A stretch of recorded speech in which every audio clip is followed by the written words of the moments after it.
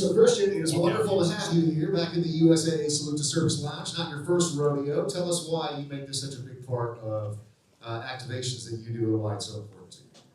Yeah, serving the military is very easy for me because it's something that I've had an affinity for since I was a kid. My parents instilled it in me. I grew up 30 minutes from the Air Force Base. I have friends that went to Air Force, went to Army, went to Navy, and I got to see from an early age what it means to sacrifice. And there's no better example of that than our military. And so for me, it's the easiest thing ever because I'm so passionate about it.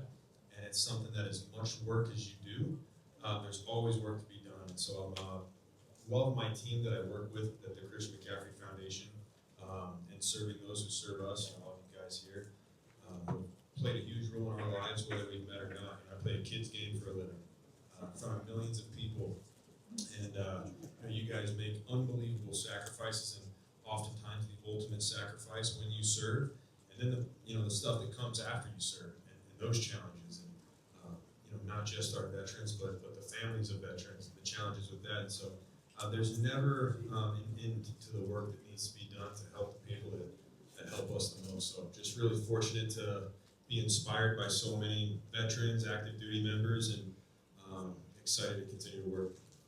Talk about that warrior mentality that you have to have on game day. I think it was in the playoff game, and Chris Collinsworth was the commentator. He was talking about how you clearly were hurt in that game, but you were powering through for your teammates. When you're in a situation like that, when you're out in the field and you're just dealing with it, but you know they need you out there, what gets you through those really tough moments?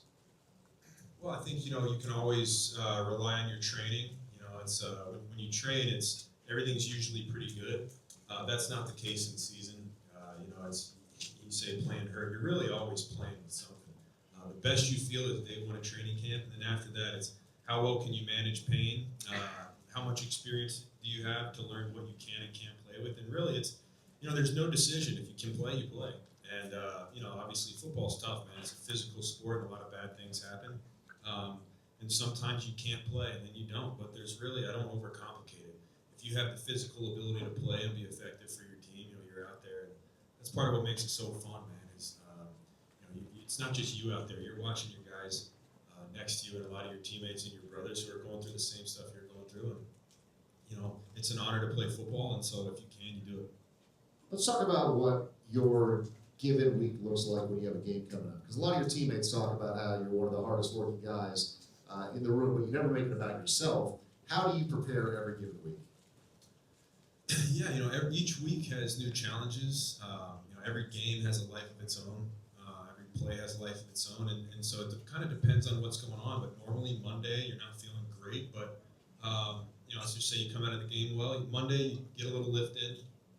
All the recovery modalities, whether it's acupuncture, chiro, massage, you kind of get those all out of the way Monday. Tuesdays, you stay active, stay moving, and I can go over all the things I do, but in theory, as soon as the game ends, I do everything I can to be ready to practice Wednesday and Thursday. So whatever that means, and then each day again, it's hey, if you might be a little tight in the calf, you might not want a massage, you might want something else, and so I always say there's like a cheesecake factory menu of things to do, and then the challenge is knowing what item to order and when to do it. Speaking of cheesecake